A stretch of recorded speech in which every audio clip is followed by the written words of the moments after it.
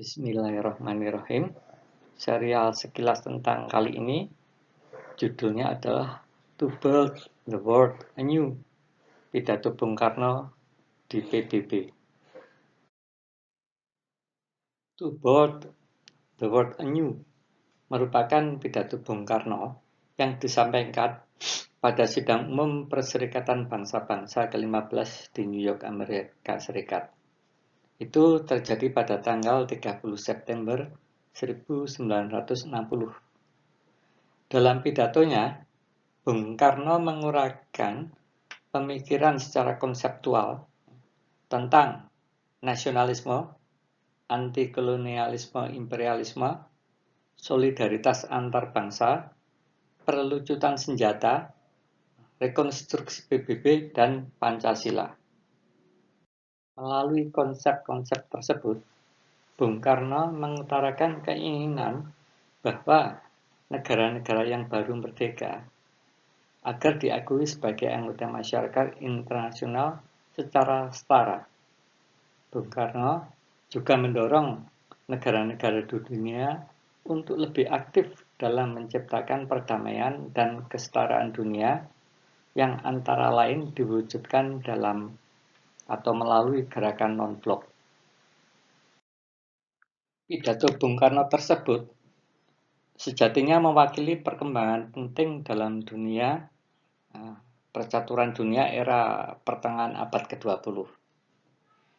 Hal ini menggambarkan perjuangan Republik Indonesia yang belum lama lahir, serta negara-negara lain yang juga baru merdeka, dalam rangka mengarungi tatanan internasional pasca Perang Dunia Kedua, yang itu ditandai dengan ketegangan geopolitik dan potensi terjadinya perang nuklir.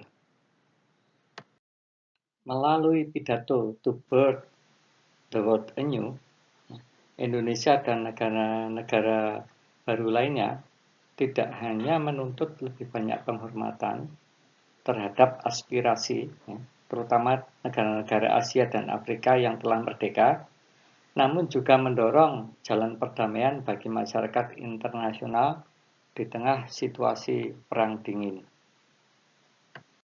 Kita ketahui bahwa pasca Perang Dunia Kedua, dunia itu atau tatanan dunia itu bisa dikatakan terbagi menjadi dua kelompok atau blok besar ya. Yang pertama adalah blok barat yang dikomandoi oleh Amerika Serikat dan blok timur yang dikomandoi oleh Uni Soviet. Bung Karno membawakan tema-tema anti-imperialisme, kebijakan hidup berdampingan secara damai antara blok barat dan blok timur, juga penentuan nasib sendiri setelah kemerdekaan, dan kesetaraan antara negara-negara bekas jajahan dan anggota masyarakat internasional lainnya. Pidato Bung Karno di sidang umum Perserikatan Bangsa-Bangsa tersebut menandai berakhirnya kolonialisme dan imperialisme di kawasan Asia dan Afrika. Pada waktu itu, 17 negara diakui sebagai anggota baru PBB. Sebagian besar adalah negara-negara Afrika. Bung Karno juga menegaskan bahwa kebangkitan nasionalisme di kalangan negara bekas jajahan dan keinginan mereka untuk berdaulat sejati merupakan kekuatan yang tidak bisa diredam. Bung Karno juga mengatakan bahwa nasionalisme Asia dan Afrika bukanlah chauvinisme yang didasarkan pada keyakinan bahwa suatu bangsa lebih unggul dari bangsa yang lain. Bukan itu. Namun, nasionalisme merupakan bentuk perlawanan terhadap imperialisme dan kolonialisme. Bung Karno juga memprakarsai dikeluarkannya resolusi yang mewakili Ghana, Yugoslavia, India, dan Republik Persatuan Arab untuk melakukan konsolidasi dan kompromi politik demi solusi perdamaian. Bung Karno juga secara khusus meminta Amerika Serikat dan Uni Soviet untuk melakukan peredaan ketegangan detente antara blok Barat dan blok Timur. Seruan anti-imperialisme dan kolonialisme oleh Bung Karno ini telah menginspirasi para pemimpin dunia pada saat itu dalam menerapkan sistem politik dan ekonomi yang lebih adil. Penentuan nasib sendiri setelah kemerdekaan dan rasa kesetaraan antar negara-negara bekas jajahan dan yang menjajah.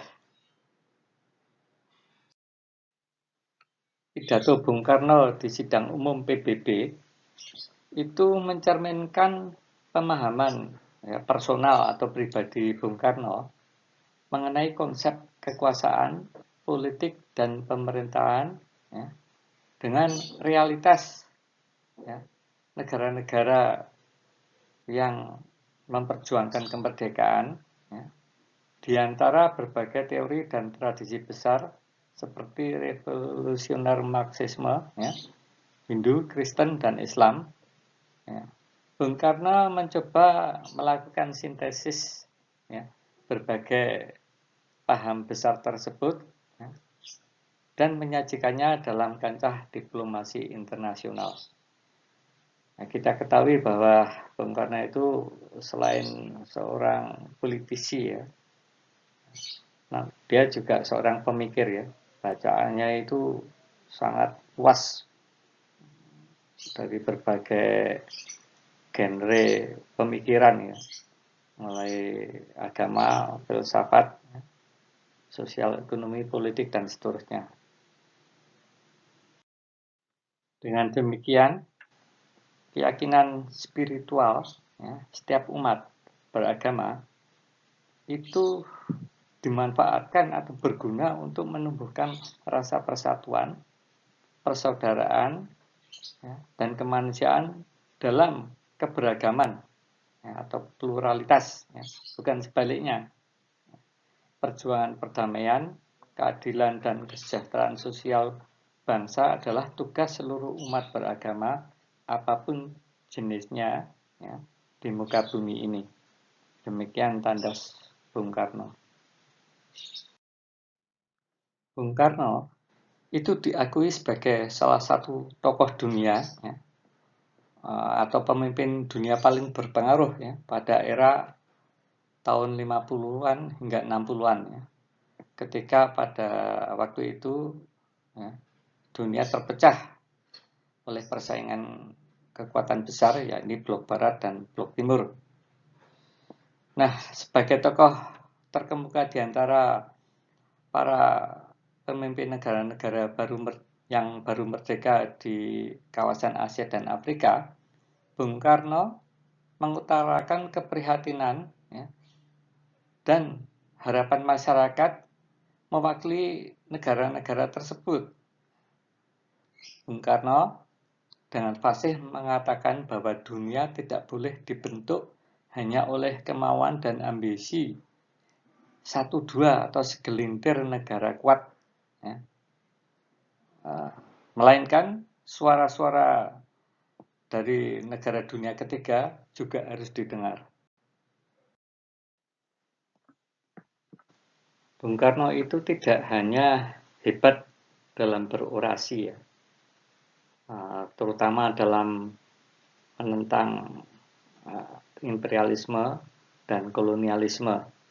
Namun kata-kata atau orasi yang sering ia lontarkan di forum dunia itu juga ia lakukan diwujudkan dalam atau dimanifestasikan dalam tindakan nyata Bung Karno itu banyak bekerja sama menjalin persahabatan dengan para pemimpin negara yang baru merdeka seperti Jawaharlal Nehru ini dari India, kemudian juga Kwame Nkrumah Ini Presiden Ghana ini.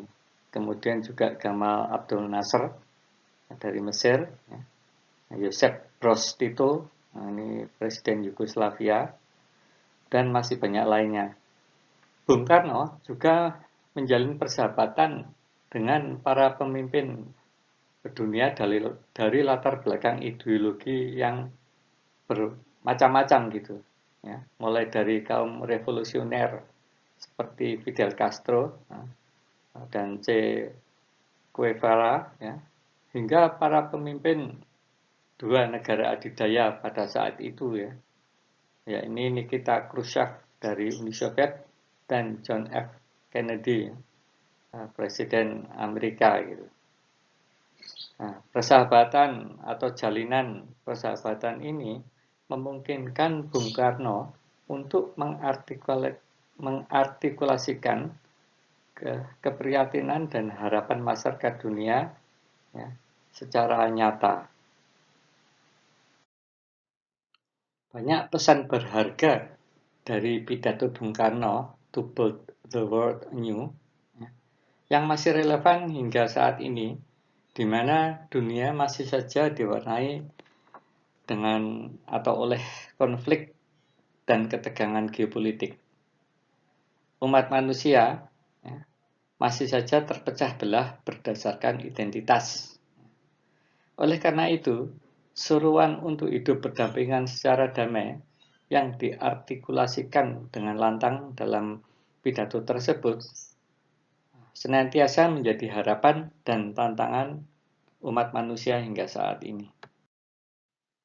Pidato Bung Karno, To Build the World Anew, atau membangun dunia baru, pada sidang umum PBB tahun 1960, ini memenuhi aspek kelengkapan dan syarat sebagai warisan dokumenter dunia yang menyimpan pengetahuan berharga bagi generasi sekarang dan generasi mendatang.